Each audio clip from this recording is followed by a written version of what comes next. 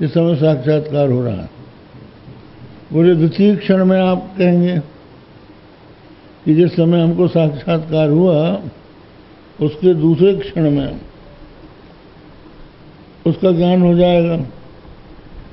न तो द्वितीय क्षण एवं सुखादि ज्ञान की वाच्यम, द्वितीय क्षण में सुखादि का ज्ञान नहीं हो सकता, क्योंकि प्रमाणाभावात।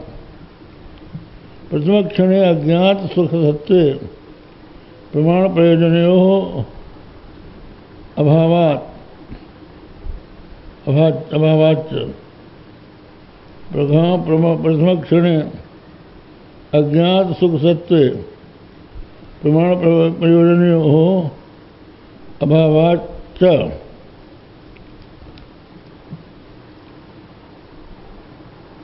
द्वितीय क्षण में हो तो कहते हैं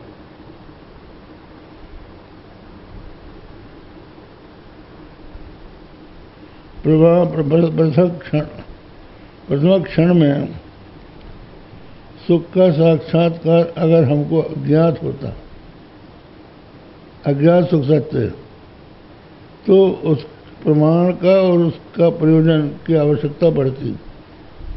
वह हमको तो अज्ञात है नहीं, वो तो अज्ञात ही हो गया है, इसलिए उसकी जरूरत नहीं।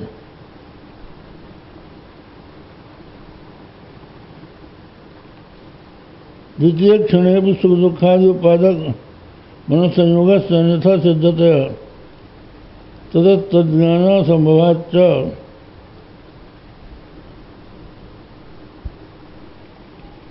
ये बतलाते हैं कि अगर मन के साथ सुख का संयोग हो,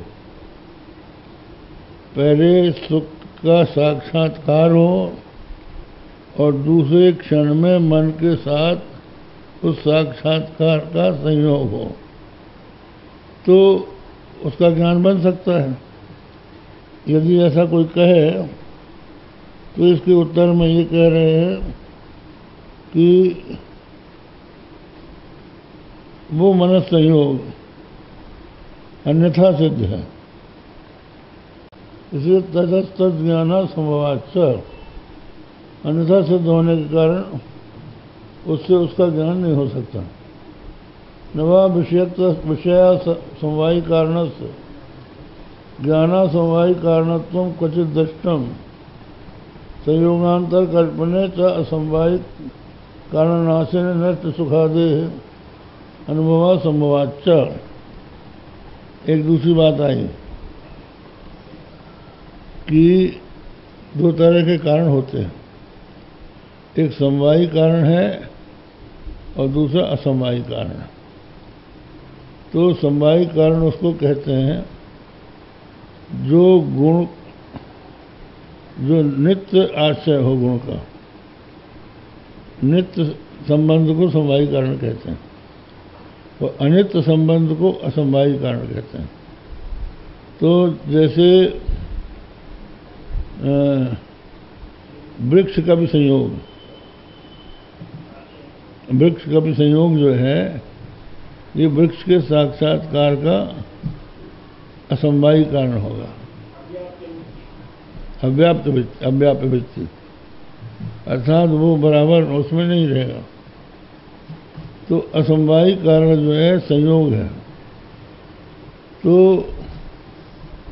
इंद्रिय का और विषय का जो संबंध है वो असमवायी कारण है। सह विषयासक्त मनोजन्य अयम पूर्वपक्षी वदति, पूर्वपक्षी इदम वदति यत् प्रथम क्षण साक्षात्कार तत् विषयासक्त मनोजन्यम जन्य तत्तु तत्समये सम्यक् संभवति। द्वितीय क्षण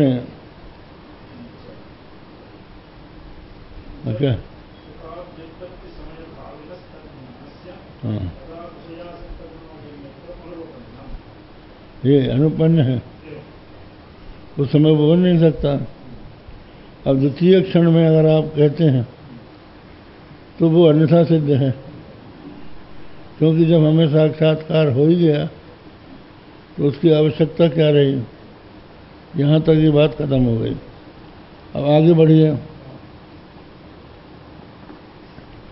अब वो ये कहते हैं कि द्वितीय क्षण भी सुख दुख सुखादि उत्पादक मन संयोगस्य अन्यथा सिद्धया तदस्थ ज्ञान संभवात् नवा विषया समवायी कारणस्य ज्ञान समवायी कारणत्वम कुछ दृष्टम।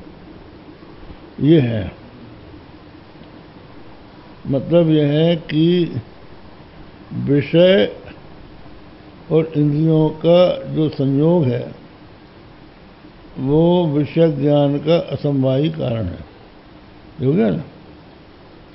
तो विषय समवायी कारण तो दिखाई पड़ता है, लेकिन ज्ञान समवायी कारण ज्ञान के साथ किसी का संयोग होता हो ऐसा नहीं देखा जाता।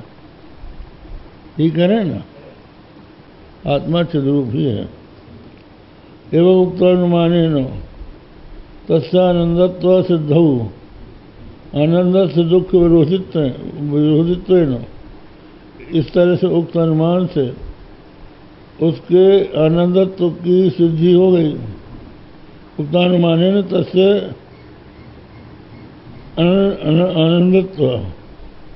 आनंदत्व सिद्धौ आनंद से दुख विरोधित्वेन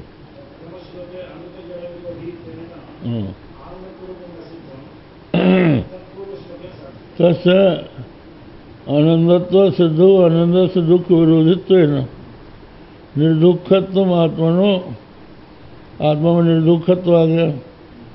अनित्यत्व योगेन नित्यत्व, और अनित्यत्व न होने से नित्यत्व आ गया।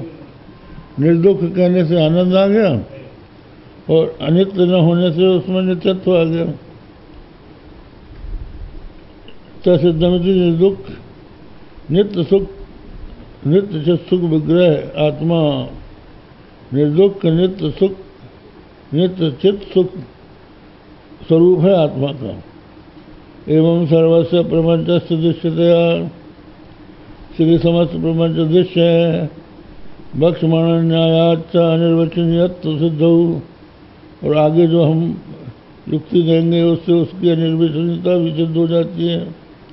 इसलिए सजातीय भेद शून्य भी, सजातीय भेद शून्य भी वो है। इसी उक्त आत्मा सिद्धि है। इस तरह से आत्मा की सिद्धि होती है, आत्मसिद्धि। एतच्च वेदांत भेद, ये वेदांत भेद समस्त स्वरूपोपलक्षणतया उत्तम। वेदांत भेद समस्त स्वरूप का उपलक्षणतया कहा गया। तत्र कथम जड़ प्रपंचस्य वस्तुतः संभव, इसलिए जड़ प्रपंच का वस्तुतः संभव नहीं है। वस्तुतः संभव होता तो ज्ञान से उसका बाद न होता। ये अध्यास है, इसलिए इसका बाद हो जाएगा। कथम तरीये तद अनुभव, तो इसका अनुभव क्यों हो रहा है? बोले अध्यासात असंभावित से अनुभव सिद्ध से अध्यास निरूपणात्। असंभावित जो हो और अनुभव से सिद्ध हो तो उसका अध्यास, उसको अध्यास माना जाता है। विषयासक्त मनोजन्यत्व। पूर्व पक्षी कह रहा था कि